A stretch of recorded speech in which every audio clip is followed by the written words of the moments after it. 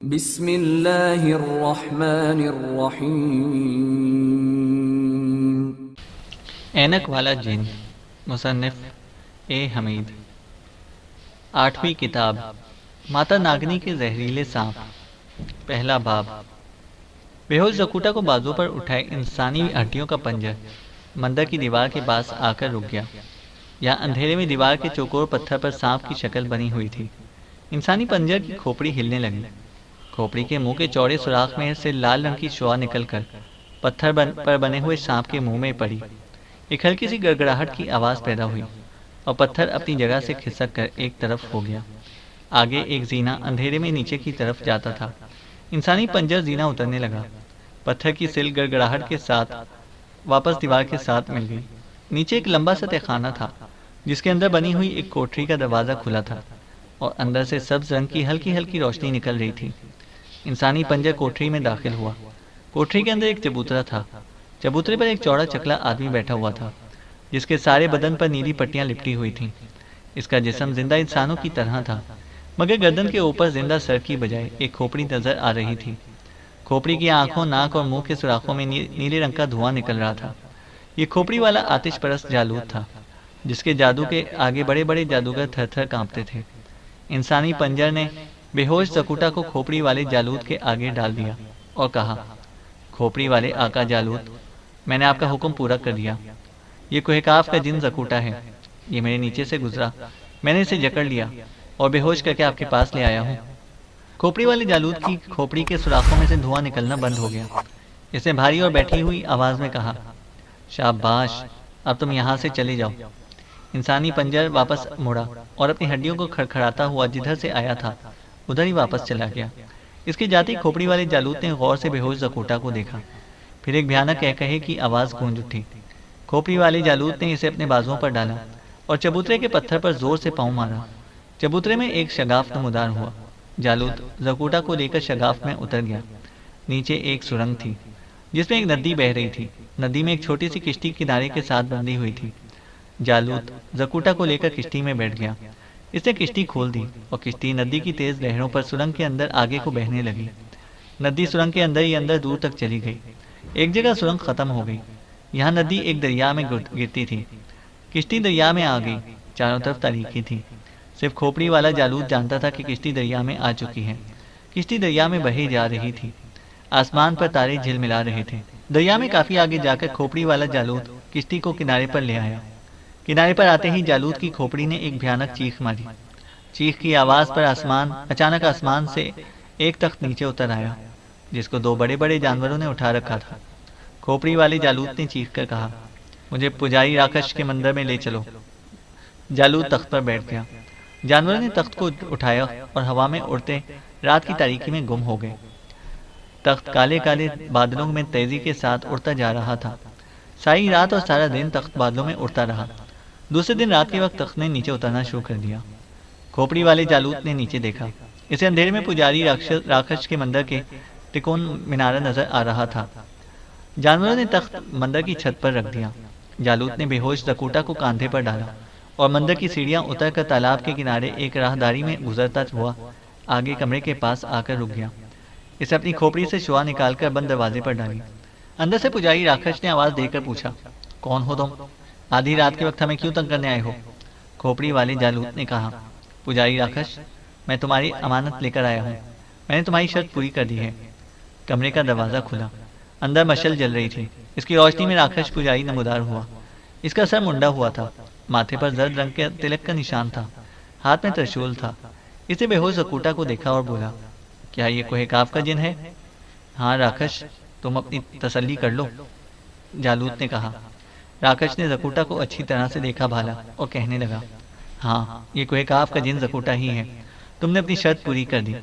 जालूद बोला, अब तुम अपनी शर्त पूरी करो और मेरा सर मुझे वापस कर दो। जालूद ने बेहोश जकूटा को तख्त पर लिटा दिया। फिर जालूद से कहा, अब तुम्हारा हक बनता है कि मैं तुम्हारी चीज़ तुम्हें वापस कर दूँ। पुजारी ने एक अलमारी खोली। अलमारी में जालूद का असली इंसानी कटा हुआ सर एक थाली में रखा था।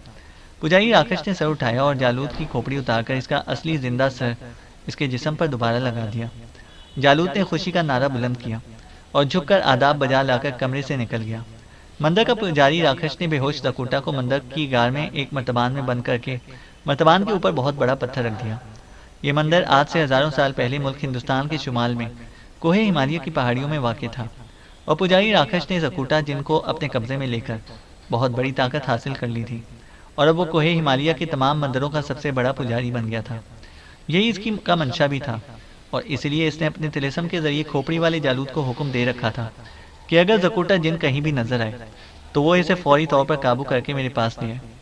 पुजारी राक्षस ने जालूद की गर्दन उतार कर इसकी जगह एक खोपड़ी लगा दी थी और कहा था, जब तक तुम जकूटा जिन को नहीं लाते तुम्हारा असली सर मेरे पास ही रहेगा। अब हम उम्र अय्यार और नस्तूर की तरफ आते हैं। ये दोनों दोस्त कामई नागन के साथ शहर बाबुल की एक सराय में बैठे हुए थे। रात का वक्त था। जकूटा किसी जादूगर का मालूम करने के लिए सराय से बाहर गया हुआ था, ताकि वो कोई ऐसा तिलिस्म हासिल कर सकें कि जो इन्हें हजारों साल पुराने तारीख के ज़माने से अपने जदीद शहर लाहौर में वापस पहुंचा दे। जब जकूटा को गए हुए काफ़ी देर हो गई तो उम्र अय्यार, कामैया और नस्तूर को तशवीश हुई। उम्र अय्यार कहने लगा, खुदा खैर करे, जकूटा किसी मुश्किल में ना फंस गया हो। नस्तूर ने हंसकर कहा, वो बड़ा होशियार है, कोई मुसीबत आ भी गई तो वो ज़ैबी नौफ का नारा लगाएगा और गायब हो जाएगा। कामई नागन ने कहा, ऐसा भी हो सकता है कि जकूटा को नारा मारने का मौका ही ना मिले। नस्तूर बोला, अरे भाई, तुम लोग इतने फिक्रमंद क्यों होते हो, जकूटा वापस आ ही जाएगा। उम्र यार फिक्रमंद होते हुए कहने लगा, नस्तूर भाई, ये हजारों साल पुराना बाबुल का शहर है। यहाँ कदम कदम पर तिलिस्म और जादू का खेल होता है। हर मंदिर में कोई ना कोई जादूगर मौजूद है। मुझे डर है कि जकूटा पर किसी जादूगर ने जादू ना कर दिया हो। नस्तूर बोला, अगर ऐसी बात है तो चलो चलकर मालूम कर लेते हैं कि जकूटा कहाँ है। तीनों दोस्त सराय से निकल पड़े। शहर में रात का वक्त था। अगरचे इस जमाने में भी सड़कों और गलियों में रोशनी के लिए मशालें रोशन हो जाया करती थी, मगर हमारे ज़माने की तरह बिजली की रोशनी नहीं होती थी, और शहर का अक्सर इलाका तारीकी में डूबा हुआ होता था। मगर इन लोगों को अंधेरे में भी बहुत कुछ नजर आ जाता था। नस्तूर, उम्र और कामई के पास अपनी अपनी फुल ताकत मौजूद थी। जकूटा को तलाश करते करते वो इस मंदिर के पास आ गए, जहाँ से जकूटा को इंसानी पंजर ने बेहोश करके अगवा किया था। वो मंदिर की दीवार के साथ साथ चलते गए। कामई नागन कहने लगी, मुझे यहाँ से जकूटा की हल्की हल्की खुशबू आ रही है। उन्होंने जकूटा की तलाश शुरू कर दी। नस्तूर ने इसको 2-3 आवाज़ें भी दी, मगर कोई जवाब ना मिला। उम्र यार दीवार को गौर से देख रहा था। एक जगह पहुंचकर कामई नागन रुक गई। कहने लगी, नस्तूर, यहाँ पर जकूटा की खुशबू गायब हो जाती है। तीनों दोस्त वहाँ पर आकर रुक गए। कामई नागन चूंकि असल में सांप थी, इसलिए इसे अपने दोस्तों की खुशबू आ जाया करती थी। आदमी जहाँ से चला जाता है वहाँ इसकी खुशबू कुछ देर के लिए ज़रूर मौजूद रहती है। ये हम और आप महसूस नहीं कर सकते, मगर सांप महसूस कर लेते हैं। यही वजह है कि कामई ने इस जगह पर जकूटा की हल्की हल्की खुशबू को महसूस कर लिया, जहाँ से वो अगवा हुआ था। नस्तूर ने कहा, दोस्तों, अगर जकूटा की खुशबू यहाँ पर ख़त्म हो जाती है तो इसका मतलब है कि वो ज़रूर यहाँ पर कहीं मौजूद होगा। उन्होंने दीवार के साथ साथ जकूटा को तलाश करना शुरू कर दिया। अचानक नस्तूर की नज़र इस पत्थर की सिल पर पड़ी जो मंदिर की दीवार में लगी थी और जिस पर सांप की शक्ल बनी हुई थी। इसने कामई और उम्र यार से कहा, अरे दोस्तों, इधर देखो, ये पत्थर पर सांप की तस्वीर बनी है, इसमें ज़रूर कोई राज है।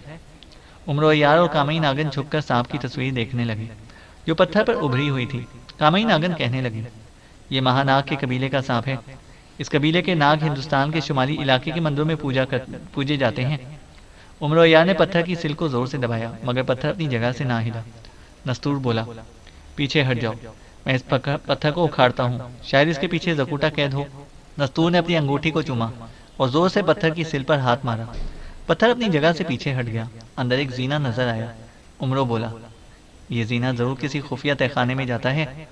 कामई नागन ने जोर जोर से सांस लेकर कहा, मुझे नीचे से जकूटा की हल्की हल्की खुशबू आ रही है। तो फिर चलो नीचे दोस्तों, जल्दी करो, जकूटा जरूर किसी मुसीबत में फंस गया है। ये कहकर नस्तूर जीने की सीढ़ियां उतरने लगा। कामई नागन और उम्र यार इसके पीछे पीछे थे। नीचे वो सुरंग में पहुंच गए। ये वही सुरंग थी जिसकी कोठरी में ऊपर खोपड़ी वाला जालूद जकूटा को राक्षस पुजारी के पास लेकर गया था।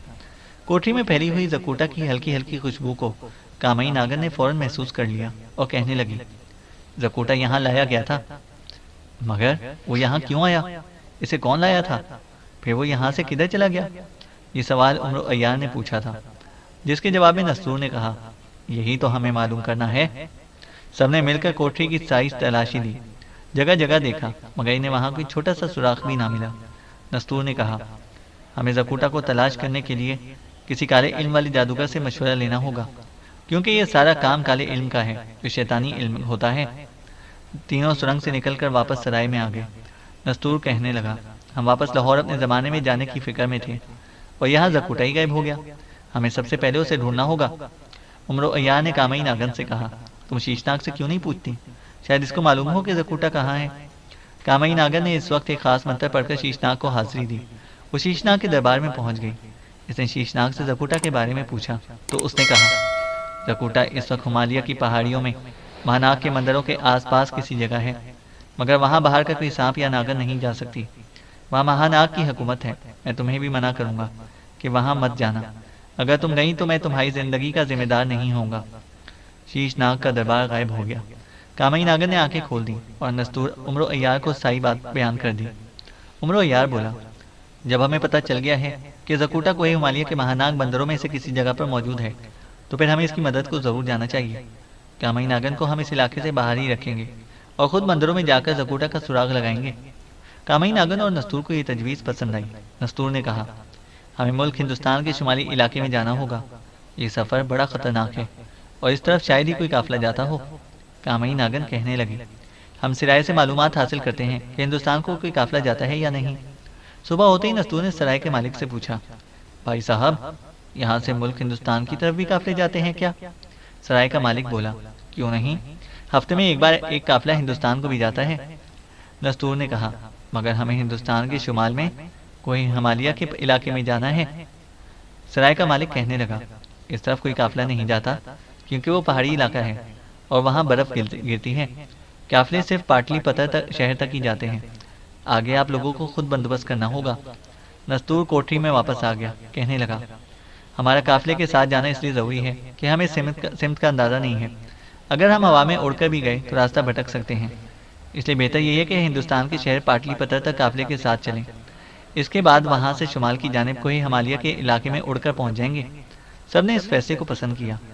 3 दिन बाद एक काफिला सराय के मैदान से तैयार होकर मुल्क हिंदुस्तान की तरफ रवाना हो गया। नस्तूर, कामई नागन और उमरो अय्यार इस काफिले में आम मुसाफिरों की तरह सफ़र करते रहे।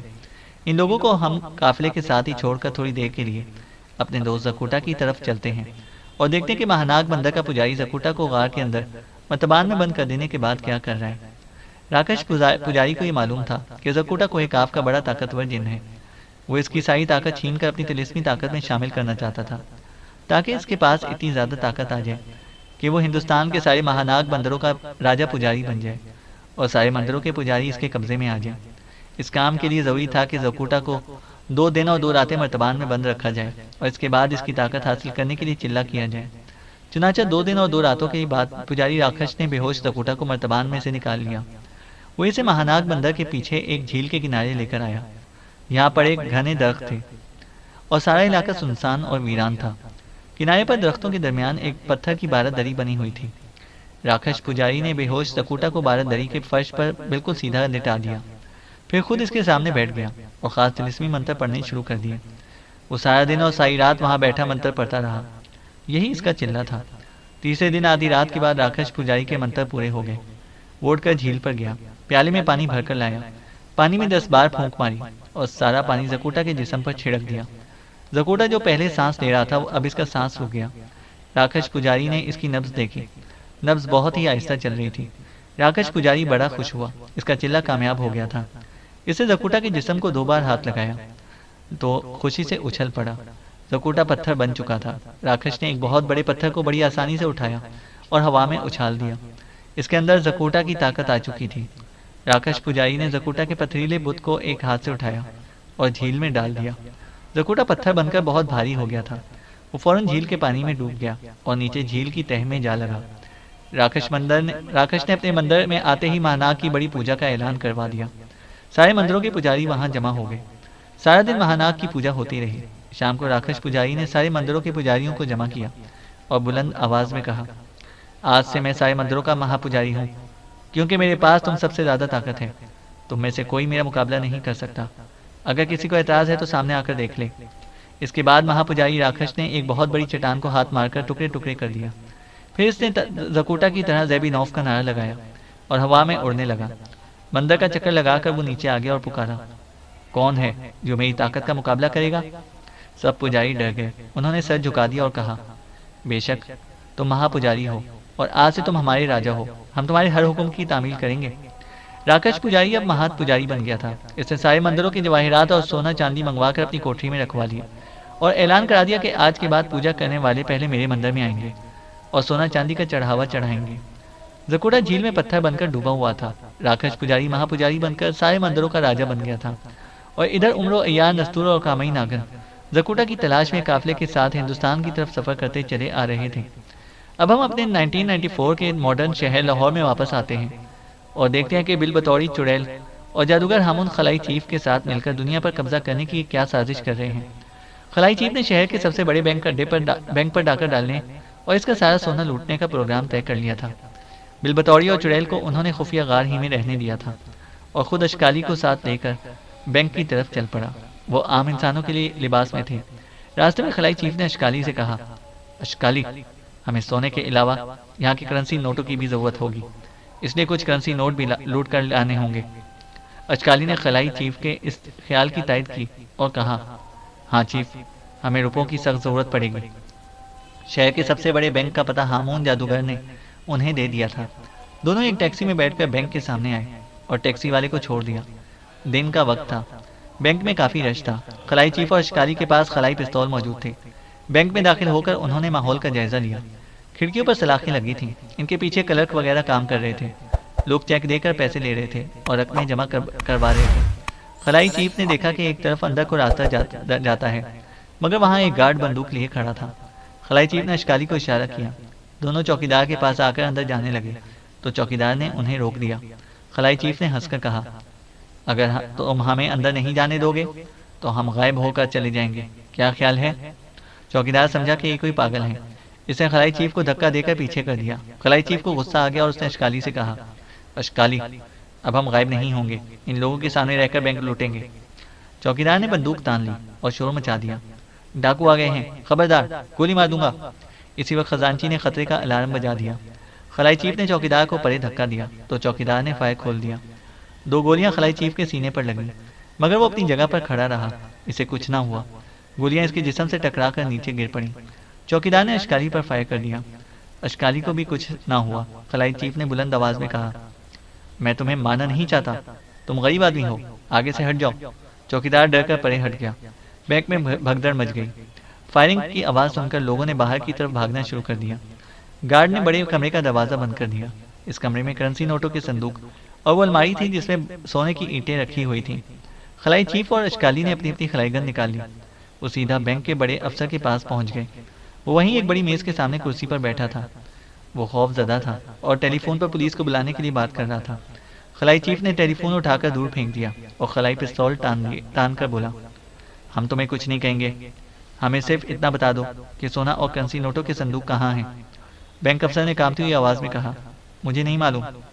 खलाई चीफ ने कुर्सी पर खलाई पिस्तौल का फायर कर दिया। पिस्तौल में से लेजर की शुआ निकलकर कुर्सी पर गिरी और कुर्सी पर एक धमाके से आग के शोलों में तब्दील हो गई। खलाई चीफ ने कहा, मैं तुम्हें 2 सेकंड देता हूँ, 1, 2। बैंक ऑफिसर ने जल्दी से कहा, वो सामने कमरा है। खलाई चीफ और अशकाली बड़े आराम से चलते हुए सामने वाले कमरे के पास आ गए। कमरा बंद था, इस पर कुफल लगा था।